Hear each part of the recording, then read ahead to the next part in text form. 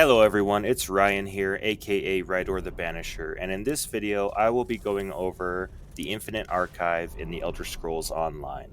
I'll show you Tho'At's mechanics for all 4 arcs, the Marauder mechanics, all portals to the unknown mechanics, all 3 avatar transformations, and some important vendors and items. This video has everything you need to know to be successful in the Infinite Archive. I've also put timestamps in the video description so you can find what you're looking for information-wise. So, let's get it. The Infinite Archive is a 1 to 2 player arena that came out with Update 40, and it is located in the Zone of Apocrypha, shown here on your map. You can travel to the Archive via any way shrine or pay gold to port to it from anywhere in the world. Once you port into the Archive, there is a daily quest you can grab from Master Melkest, called Replication Elimination, and he wants you to hunt down Tho'At, the end boss for the Archive. You can go into the Archive solo, or with a friend, or with a companion. To complete the daily quest, you only need to kill the Arc 1 Tho'At. After you have defeated her, take the Indexer back to the main room and talk to Master Melkest to claim your prize. Once you enter the Archival Wing, the arena will start when you go into the Ink Circle. The Infinite Archive consists of 2 stages, then a boss fight per cycle. Each stage will be 3 waves of mobs to fight, with the 3rd wave having an elite mob. After you defeat a stage, you will get to pick a verse, which is a power boost for your character. This is a one-time use for the next stage. After you have completed 2 stages, you will have a boss fight. The Infinite Archive has random bosses pulled from all of ESO's content. World bosses, dungeon bosses, trial bosses, etc. You will face familiar yet easier mechanics than their aforementioned counterparts. After you defeat a boss, you will receive loot in the form of gear, currency, and vendorable items. Then you will get to pick a vision, which is a powerful passive boost to your character, and lasts for the entirety of your run. This completes a cycle, and there are 5 cycles per arc. The 5th cycle boss will be Tho'At Replicanum. Tho'At Replicanum has 4 main mechanics in her Arc 1 fight. First, she will place glass shard AoEs at your feet. Just move out of them one at a time, as she does many of them in a row. Her second mechanic is her reflective shield. If you stop damaging her when this happens, she will get bored quickly and drop the shield, but if you continue to do damage to the shield, it will last longer, and it will also reflect the damage back to you with these little shard orbs. So if that happens, make sure you're blocking this or dodge rolling it. The third and most important mechanic, especially as you get into the later arcs, are these little boogers here. They spawn throughout the fight, and Master Melkest speaks every time one of them has entered the battlefield, so pay attention to that. Sometimes Master Melkest will bash them for you, but once you see the boogers pulsing, they must be bashed. If not, the damage can build and cause a wipe. I just always kill the boogers whenever I see them to be safe. For the 4th mechanic, Tho'At will throw her sword, and a giant I-beam will spawn and slowly follow you around the arena.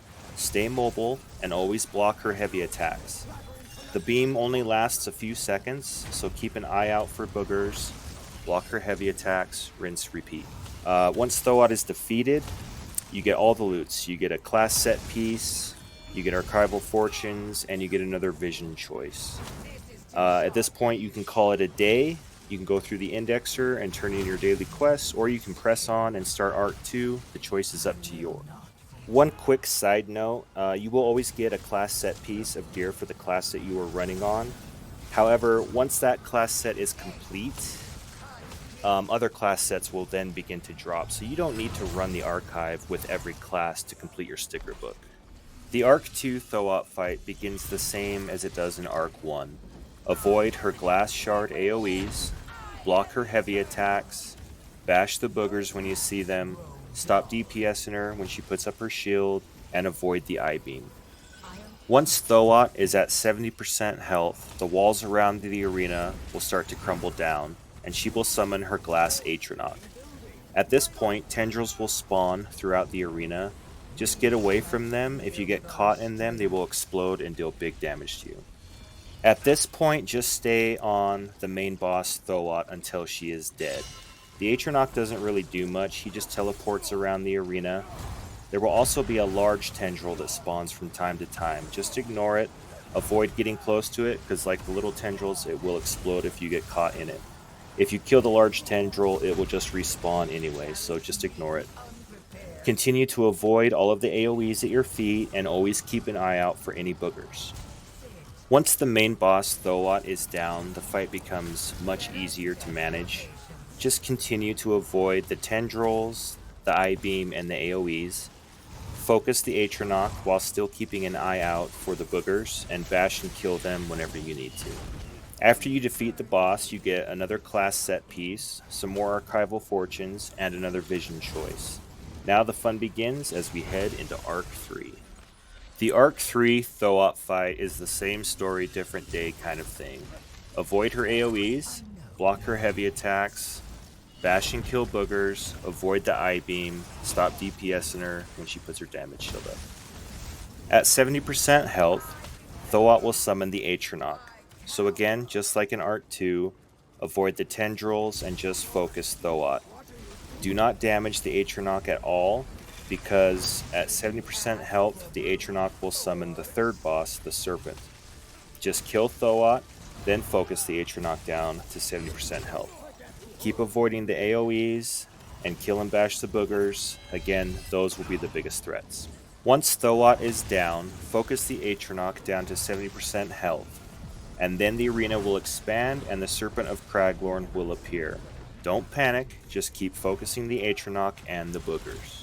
The Serpent doesn't really do much, and he's very slow and gets distracted by Master Melkes often. So use this to your advantage to create distance from the Serpent. The Serpent has one main attack that's deadly, and that's the Mirror Slam. When you see the glass starting to float above your head, just hold block and wait for the red circle to appear under your feet. The second you see that, dodge roll.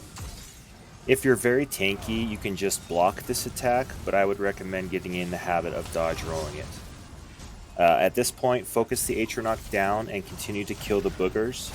Once the Atro is dead, the fight gets much easier. Just block or dodge roll the Serpent's Mirror Slam, continue to kill the boogers, and avoid the I-beam and the AoEs. Once again, after you have beaten the Arc 3 Tho'At, you will get another class set piece, even more archival fortunes, and another vision choice. Only one more arc to go until you get Inkslayer, so let's get it. Alright, we're here, the Arc 4 Tho'At fight. This can be very challenging, and in all honesty, it took me many attempts and build variations to be able to beat it. Luck can play a huge factor in this fight, depending on what verses and visions you have obtained up to this point. My advice is to build tanky with heavy armor and defensively with your champion points, and then choose offensive verses and visions to get to this point. So I'm going to let this entire fight play out.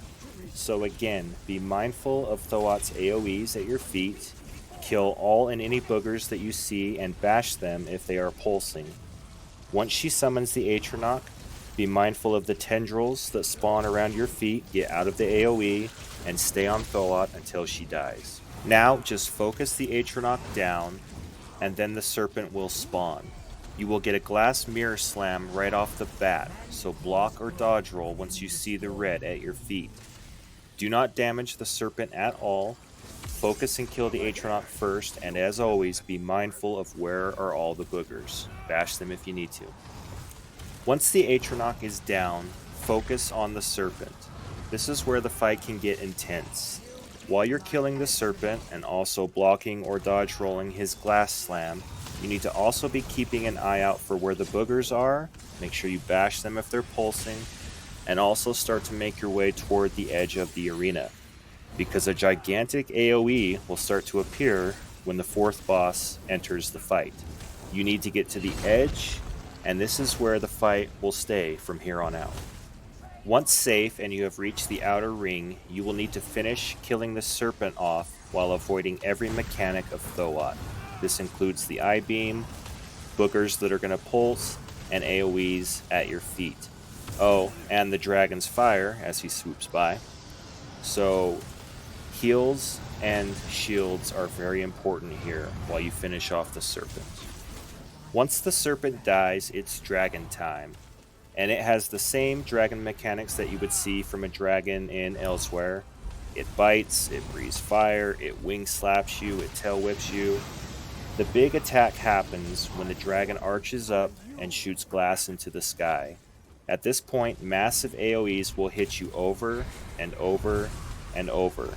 This lasts for a good 10 to 15 seconds, so you need to heal and shield up to get through this phase. Using a defensive ultimate like Corrosive Armor, Shield Wall, Panacea, Remembrance, something to that nature will do wonders for you here. After that phase is over, you will have to continue to deal with boogers, AoE at your feet, as well as the I-beam. Block or dodge roll the dragon's heavy attack bite, and then get ready for another sky AoE phase. This is where it gets really hard, and this is pretty much the entire fight until the dragon is killed. Doing this fight solo can be really tough, but if you have a friend with you, just heal and shield stack through the sky phase. I'm running heavy armor and using heavy attacks with the frost staff to shield stack in between my heals, so that helps. And even though I've done this fight 100 times now, it's still fun and still very challenging. So if you're struggling with this boss, just know you are not alone. It takes time and many runs to master the fight, but in the end you will succeed, and it does get easier every time you do it. So stick with it and get that title. Once you defeat the Arc 4 Tho'At, you get her bust trophy that you can put in your house, the title of Ink Slayer, and a slew of achievements, as well as another class set piece and more archival fortunes. Once you make it to Arc 4, the stages will start to spawn Tho'At mechanics. You will have the I-beam, you will have the tendrils, but the third mechanic and the most difficult that could happen is the boogers. This is the hardest of the three because you need to bash them or else it's a wipe. Keeping tabs on the boogers while fighting the waves of ads is tough, but if you get a Marauder spawn in addition to this, you are in for one heck of a challenge. The boogers are relentless and keep coming, so just do your best to clear the Marauder and ads while bashing any of the boogers that start to pulse. Remember, the Marauder will always spawn on the first wave, but so will the Tho'At mechanics, so stay calm and focus. This may be the hardest part of the entire arena. Okay, so now let's talk about Marauders and their mechanics. Starting with Arc 2, you will start to get one of the three Marauders that spawn. It's random and it can happen at any time throughout the arc. First up we have Hilkarax, the Storm Marauder. This Marauder will summon tornadoes that swirl all around the arena. They can get very annoying and bump you around, so stay mobile and do your best to avoid them. Make sure you block or dodge roll his heavy attack as it hits really hard. And when he spawns this little spout in front of you, get out of it or else it will knock you down. Other than those three mechanics, this Marauder isn't too bad. If the tornadoes start to become too much to handle, simply move to another area within the room. Some rooms in the arena are very large, making it easier to kite, while others are very small. So if you get this Marauder, it's either lucky or unlucky depending on the room you have to face him in. After you defeat a Marauder, you will get another class set piece, as well as some archival fortunes and a one-time consumable verse that you can quick. So again, kite the tornadoes, block or dodge roll his heavy attacks, and avoid the spout that he places at your feet. Boom, Hilkarax dead. Next up we have Ulmor, the Water Marauder. And again, this Marauder has three main attacks that must be blocked. First, his heavy attack here. Block or dodge roll it. Next, Ulmor will put a large growing AoE at his feet. It's pretty fast, so I just block it. And then his third attack is another growing AoE. But this one is much slower, so if you're able to move out of it, do so. If not, block and heal through it. So one strat that I use when fighting any of the Marauders is to leave at least one ad alive if possible. This way I don't spawn the next wave of ads. And in this clip I'm only on Arc 2, but I want to use this clip to show you the strategy. Marauders will always spawn on the first wave. So as you progress to Arc 4 and above, I've found this strat helps out immensely, because if you kill all the adds and push the second and third wave, then you will be dealing with multiple Fabled casters as well as the elite mini-boss on the third wave while the Marauder is up. So I found this strat super helpful. This can be situational, of course, and if you're running the archive with a buddy, it is easier to manage the second and third wave of adds. But for solo play, I have found this strat to be the best. So again, block or dodge roll his heavy attack, block the fast growing AoE, and move out of or block the slow growing AoE. Boom, Ulmor dead. The third Marauder that could randomly spawn is Gothmou, the Fire Marauder, and this guy is a run stopper. The hardest of the three Marauders, all heavy attacks must be dodge rolled unless you are super tanky, because even his light attacks hurt really bad. And this Marauder is relentless, so keeping your distance from him here is super important. If you're running the archive with a friend and one of you is a tank, then this fight can be really easy. Just heal and block his attacks and you'll be just fine. But if you're solo, you need to play the kite game. Avoid his spinning attack, block his heavy attacks, but every once in a while he will stop to throw his swords at you. They don't hurt that much, so take advantage of this opportunity to create some distance between yourself and him. The consumable verses can be quick slotted and consumed at any time, even if the fight has already started. You can only use one per cycle, but if you need that extra boost for a Marauder fight, then take all the help that you can get. It could be the difference of losing a thread or moving on. So, boom, there you go. Gothmou dead. Okay, so next, let's talk about all the portals to the unknown. First off, every boss fight has a chance to spawn GW the Pilferer. And this is a little scamp, much like the ones you would see in the Imperial City sewers. He runs around the battle, and just like the scamps in IC, he will try to teleport away. But if you just bash him, you will knock him out of it, and then you can continue to kill him. It's much easier to kill GW the Pilferer if you're with a buddy, but if you're solo, this can be kind of a pain if you're not familiar with the boss fight at hand. My advice is just kill him if you can, but if the boss fight is too much, then just focus on that. GW will be back to be killed another day. One of the first portals to the unknown will take you into Destozuno's library. Here you can grab a side quest from her to start to pick up pages. These pages can be found during stage fights of the arena, and can be picked up after the fight is over or sometimes before, as long as you don't step into the ink and start the stage. Completing this quest rewards you with archival fortunes and some loot, as well as a verse choice. Doing both quests, the 7-page one and the 10-page one, will unlock the achievement for you. Another portal to the unknown that you will come across is called the Treacherous Crossing. There are 6 switches that remove tendrils from the ink below. Making it safely across completes the puzzle. If there are 2 of you, have one player do the switches while the other player runs through the ink.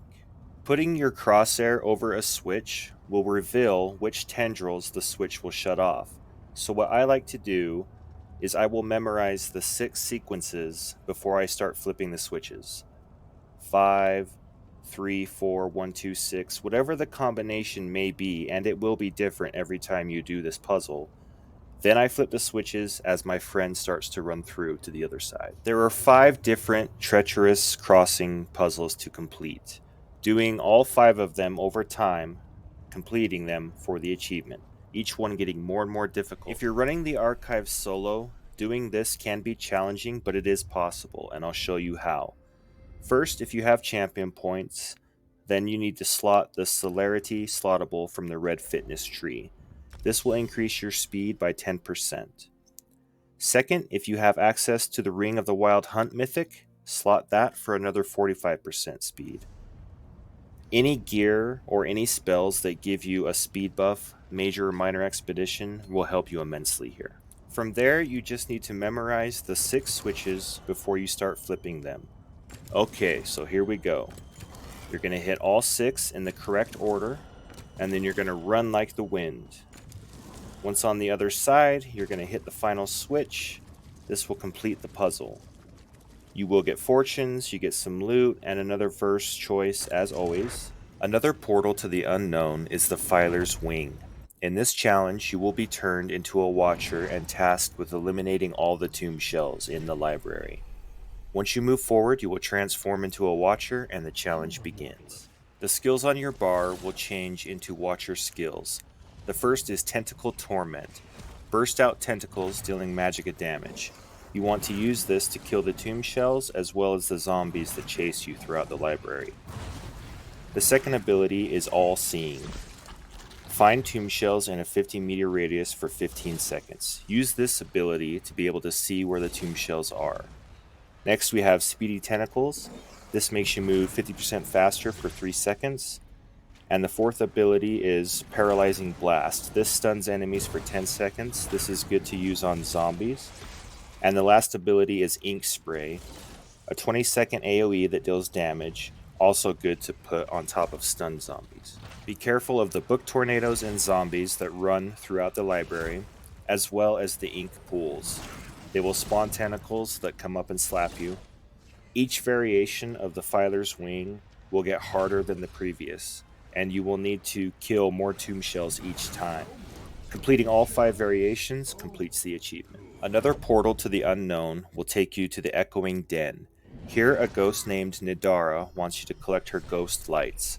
Walking up to her starts the challenge.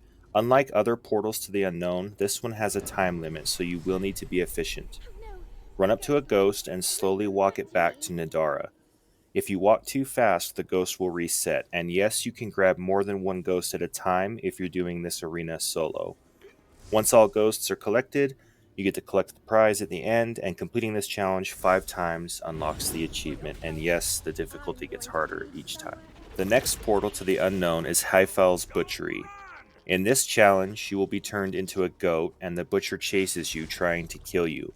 You can sprint for short distances to create separation, run around the area, and eat sweet rolls to build up your ultimate. 3 sweet rolls will do the trick. Once your ultimate is up, use it against the butcher to win. If you're running as a duo with a friend, there will be 2 butchers, and both will need to be slain to win. The butcher will throw an AoE at you as they chase you. If you're solo and you die, the challenge will be over. However, if you're in a duo, just like with the Watcher portal, you can push the synergy key, which is X by default, to res your partner if they fall. Completing Haefil's Butchery 5 times completes the achievement and will reward you with the memento as well. The last type of portal to the unknown is the Theater of War, where you will face the boss Aramril. Aramril is an Arcanist and has the same mechanics as the Arcanist world boss in Apocrypha. She will port around the room and put sticky AoEs at your feet. Just walk out of them.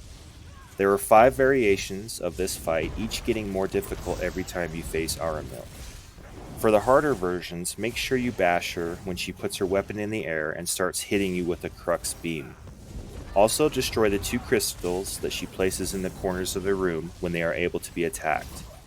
She will also have adds that spawn with her in the harder versions. Just AoE them on top of her to keep the fight simple. Completing this 5 times will complete the achievement. There are 3 avatar transformations you can get during an Infinite Archive run. First, let's go over the Werewolf Behemoth. Once transformed, your skills will change. The first is Vicious Bite. Deals X damage and X bleed damage over 10 seconds. Next we have Rampage. Charge an enemy, dealing X physical damage and stunning all enemies. Bone Crusher. Smash the ground, dealing X physical damage, stunning enemies, and also generates 25 ultimate. Thunderous Stomp. Stomp the ground, dealing X flame damage, and it also generates 20 ultimate. Bestial Frenzy is a 10-second buff that reduces your damage taken by 5%, heals you for 50% of the damage done, and also converts into Hircine's Howl. The ultimate is Lead the Pack. Leap, dealing X magic damage and stunning all enemies. Grants the Bestial Rage synergy, reviving all allies. Generates 50 ultimate and grants Crit Strike for 10 seconds. The 3 visions you need to collect are Ferocious Fortification, Ferocious Strikes, and Ferocious Support. Once you have all 3, the verse has a chance to drop. Once you have acquired all 3 Werewolf Behemoth visions during a run, you have a chance to get the Bestial Transformation verse any chance you get a verse.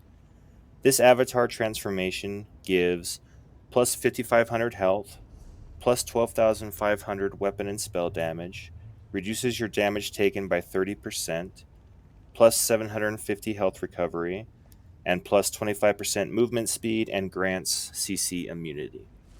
As you can see, the Werewolf Behemoth is insane. The damage numbers for the skills are also affected by your vision and verse choices as well. So some of these skills can get up into the 100 to 300k plus damage range. It's like a Godzilla movie sometimes, you know, Titans battling Titans. It's really fun to play. The 3 visions you need to collect for the Ice avatar are Crystalline Fortification, Crystalline Strikes, and Crystalline Support. Once you have all 3, the verse has a chance to drop. The Ice avatar verse gives you 4,000 health, 40% movement speed, gives you CC immunity, and grants Frostbite. Once transformed into the Ice avatar, which looks awesome by the way, you see that your skill bar remains the same. You do have a synergy effect called Whiteout, however. Use this for a massive area-wide stun. Enemies that are in the Whiteout take extra damage, and you can do this ability every 20 seconds. The 3 visions needed for the Iron Atronach avatar are Scorching Fortification, Scorching Strikes, and Scorching Support. Once all 3 are obtained during your run, the Iron Atronach verse has a chance to drop. The Iron Atronach verse transforms you into the Iron Atronach avatar. It reduces your damage taken by 25%, grants CC immunity. Just like the Ice avatar, the Iron avatar looks awesome, and your bar will stay the same. The synergy for the Iron Atronach avatar is called Fire Eruption. This drops a giant Fire Nova AoE on the battlefield, dealing massive amounts of damage. It also increases your ultimate generation if you use your ultimate within the green circle. So for difficult pulls, let those ultimates fly. This synergy can be used every 30 seconds. As you complete all of your Portal to the Unknown achievements, you need to talk to the merchant Filer Tezzurs in the main archive room. Tezzurs sells the achievement passives. Aramel's Training, this one increases your vision strength. This is a significant 20+% boost to your vision's power. The next passive is Destozuno's Safety Net. This passive grants 1 additional thread or 1 additional extra life. If you and your partner have this passive, you can have up to 5 threads/lives during your run. Next we have Filer Core's True Sight. This grants you a 3rd vision choice, so you will always have an offensive, defensive, or utility vision choice. Ghostly Gratitude improves the strength of your verses, and it's also very significant just like the vision one. Sweeter Dill unlocks a 3rd verse choice. Just like the vision one, you will get an offensive, defensive, or utility choice every time. Lastly, there is Tentacular Motivation. This passive increases your movement speed within the Infinite Archive. Once you have purchased one or all of the passives, you can push U for collections, and under collectibles and upgrades you can view the passives here. These are permanent and are account-wide, so all of your characters can benefit from these passives while within the Infinite Archive. The merchant Filer Tezzurs also sells achievement furnishings. Both merchants sell items for archival fortunes, the currency that is gained while running through the archive. Another merchant in the Infinite Archive is Filer Ol, and he is located to the right in the back. This merchant functions much like the golden vendor in Cyrodiil or the furnishing vendor in Cold Harbor. He stays here permanently, but every week, Old will have new items to sell, and this is huge. We're talking monster mask set style pages that you would normally have to spend undaunted keys or millions of gold for, purple companion gear and jewelry, leads to mythics that once could only be gained by doing dungeons, trials, or other content, fragments for collectibles, and even Tales of Tribute card upgrades. So yeah, this is an amazing addition. Well, that's it for this video, folks. I hope it helped you to learn more about the Infinite Archive and what you need to do to be able to beat it. Don't forget to subscribe, and I thank you so much for watching. This is Raidor, out.